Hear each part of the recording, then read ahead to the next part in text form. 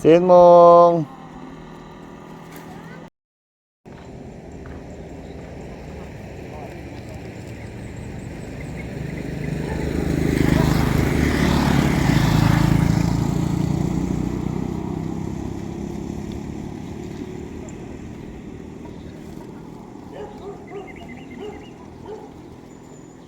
Terima kasih Sin Mong.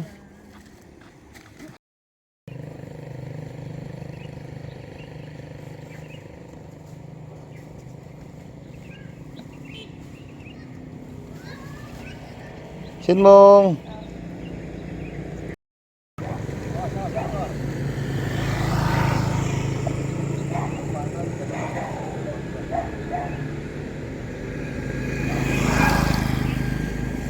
Terima kasih.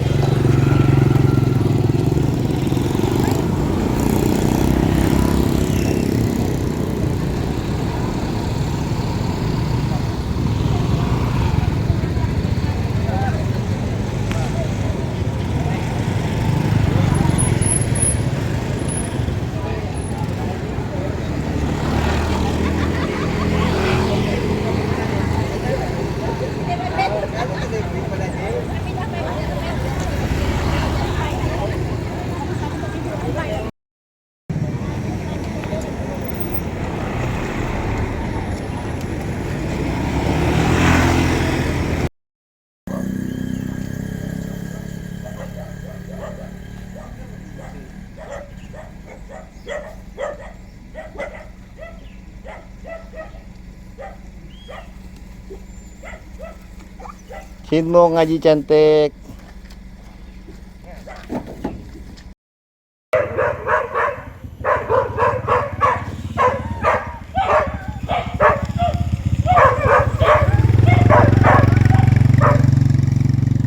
Sin Mong.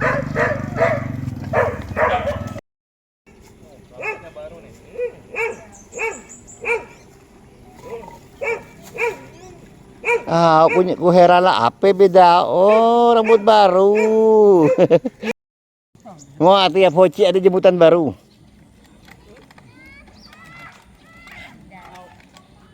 Pilih mau sama emaknya. Emaknya.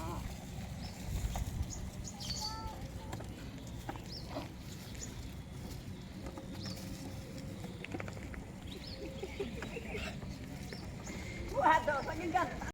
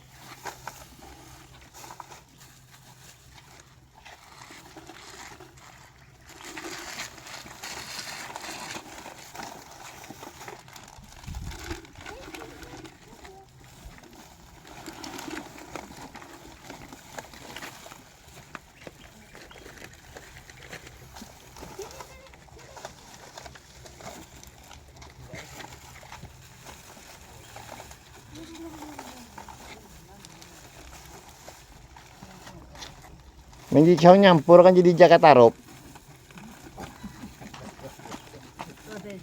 Ya, tukang ngambil selendang kok.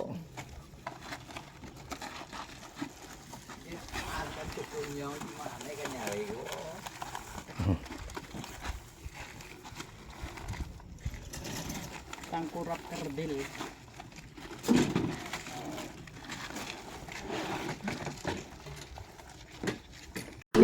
Oh, belum matang. Usaha gitu ya. Ini ya,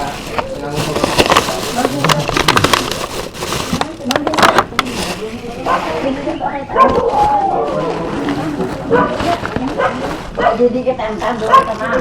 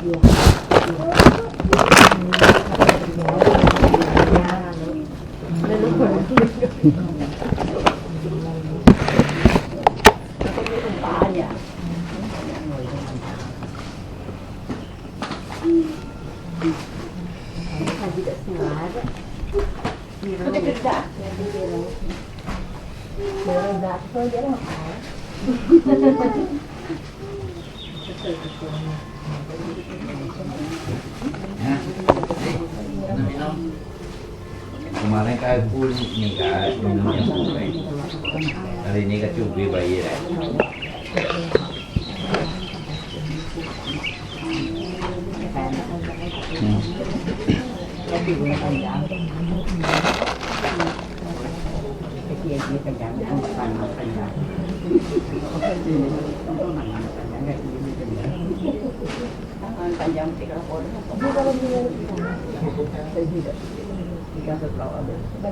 Libur berapa lama nih, Pendi? Sampai hari Senin, Banten. Oh. Senin, Mas, terbang. Kerja lagi Bang. Jadi, pilih berangkat. Ya, Pilih berangkat. berangkat sih Selasa. Selasa. Persiapan di oleh-oleh. Ketemu kerabat, teman-teman.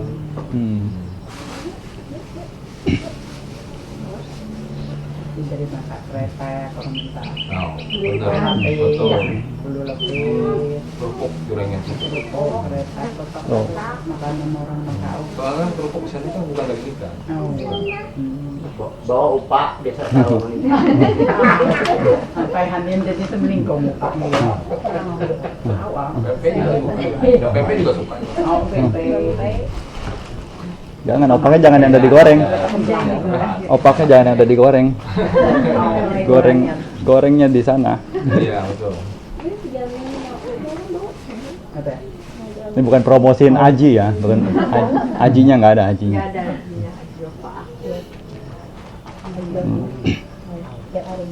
Oh.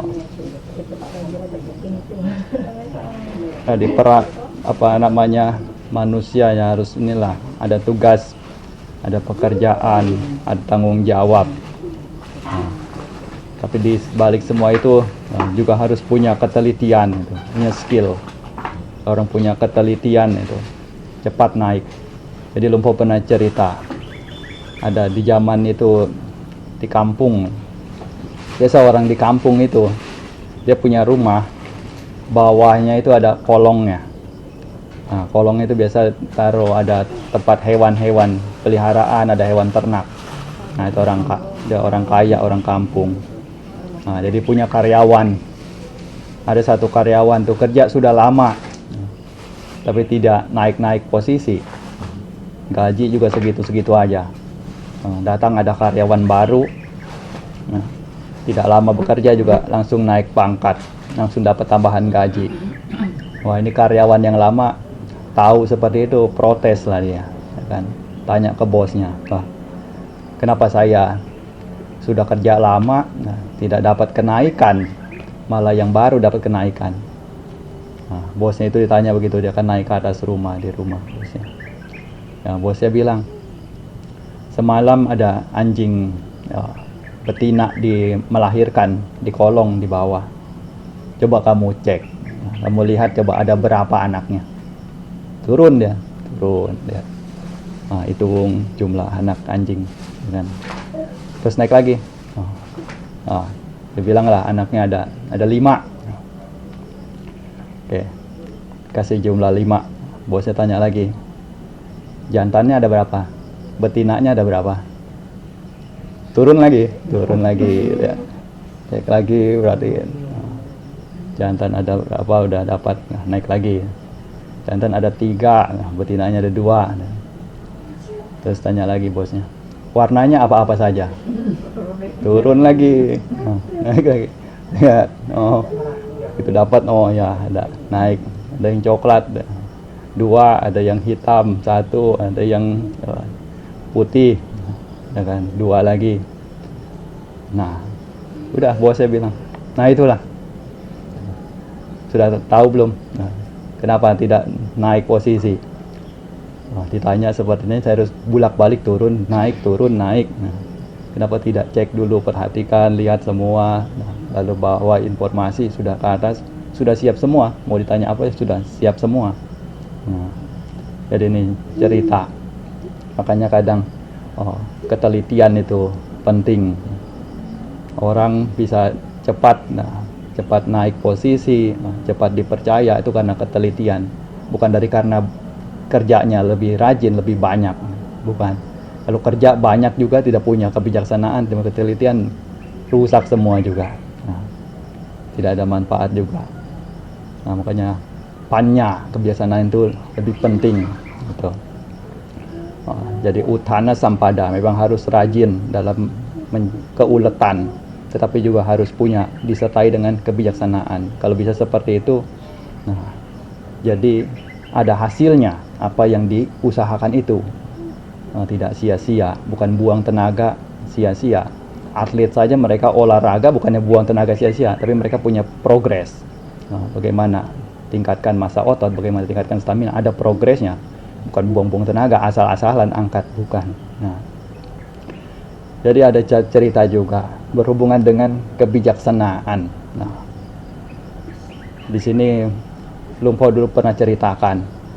Jadi zaman dahulu, di mana ketika Sang Buddha kita masih sebagai bodhisatta. Sang Buddha kita ini sebagai bodhisatta juga sudah punya kebijaksanaan. Terlahir sebagai seorang pedagang.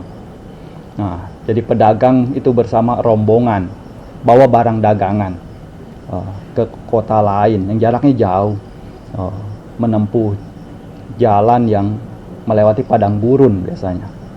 Tahu sendiri padang gurun seperti apa medannya. Jadi ada 2 rombongan.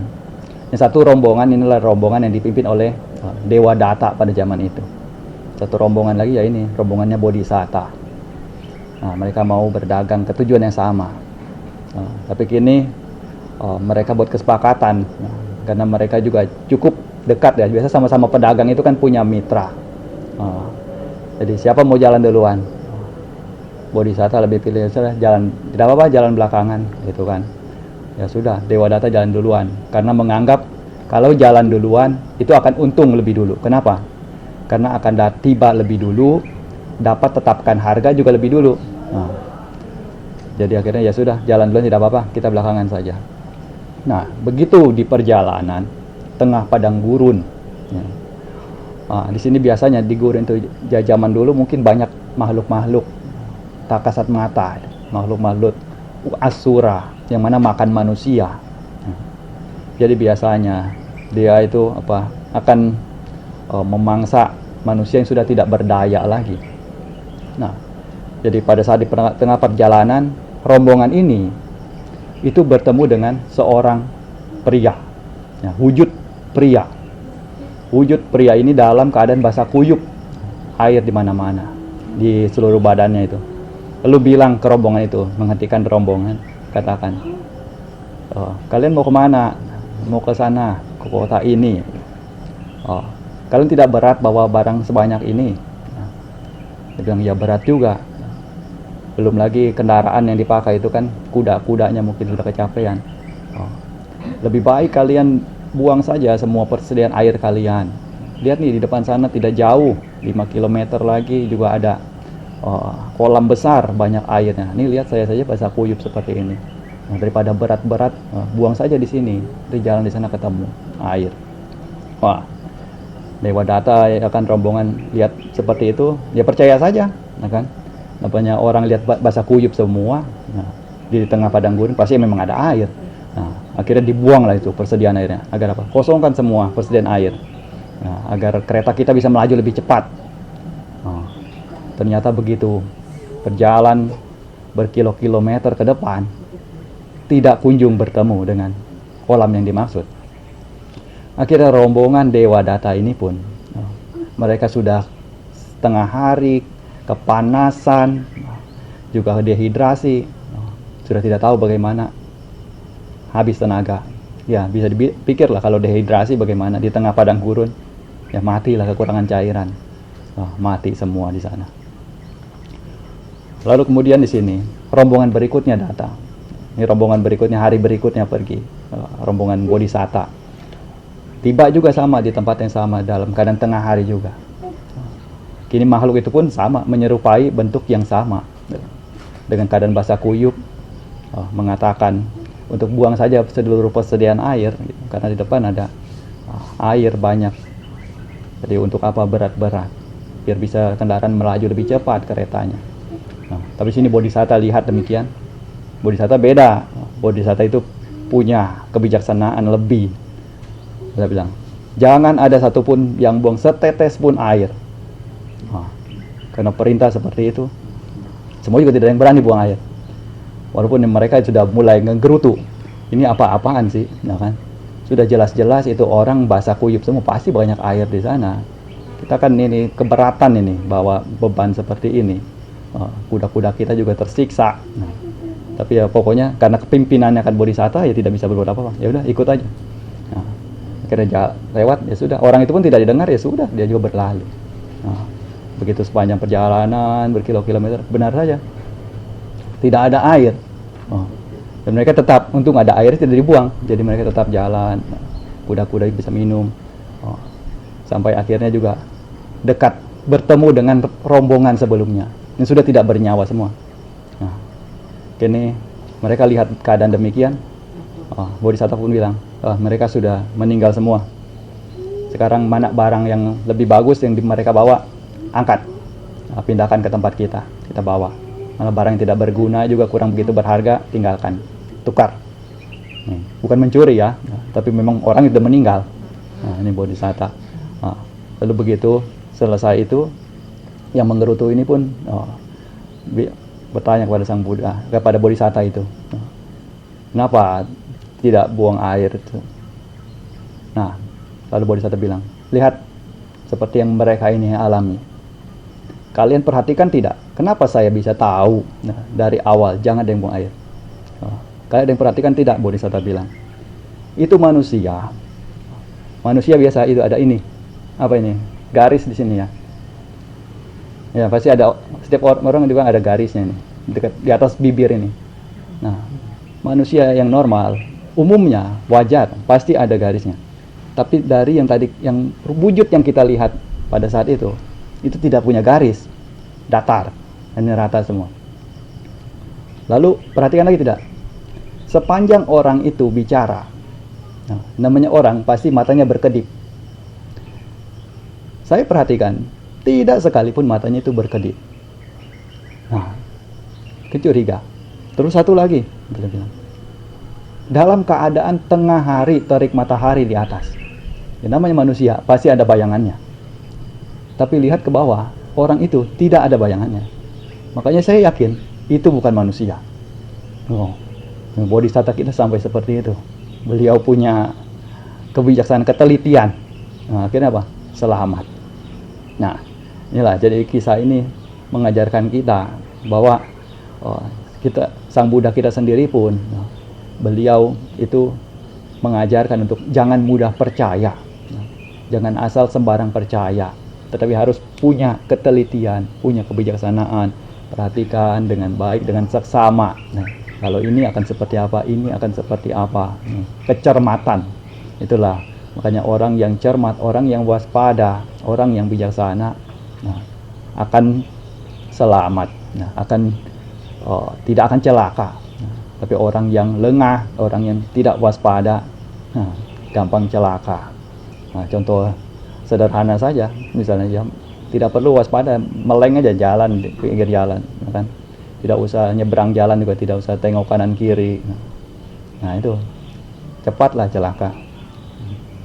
Nah jadi untuk hari ini pesannya, pesan Dhamma yang mana untuk mengajarkan diri kita, nah itu agar lebih bijaksana, meningkatkan ketelitian. Setidaknya dari apa yang disampaikan ini sedikit banyak, nah dapat dijadikan sebagai pegangan, dijadikan sebagai pedoman untuk bawa diri, bawa hidup, agar dapat berkembang maju, khususnya di jalan Dhamma. Nah selanjutnya siap-siap ya, pelimpahan jasa anumodana. Yatha wariwaha pura paripurenti sagarang ewa mewa ito dinang petanang upakapati icitang patitang tumhang kipame wasamijatu sabbe purentu sangkapa jando panaraso yatha manijoti raso yatha tiyo wiwajantu sabaro gowina satu mate bawa Tawantarayo suki digayuko bawa abiwa dana silisani cang buddha pacayino taro dhamma wadanti ayuwano sukang balang ayudo balado diro wanado patibanado sukha sadada medawi sukhang so adigacati ayung datawa balang wanang sukhanca patibanado digayu ya sawahoti yatayatu papajati bhawatu sabba manggalang rakantu sabade sabba buddha nubawena sadasoti bhavantu te bhavatu sabba manggalang rakantu sabba dewata sabba dhamma nubawena sadasoti bhavantu te bhavatu sabba manggalang rakantu sabba dewata sabba sangha nubawena sadasoti bhavantu te.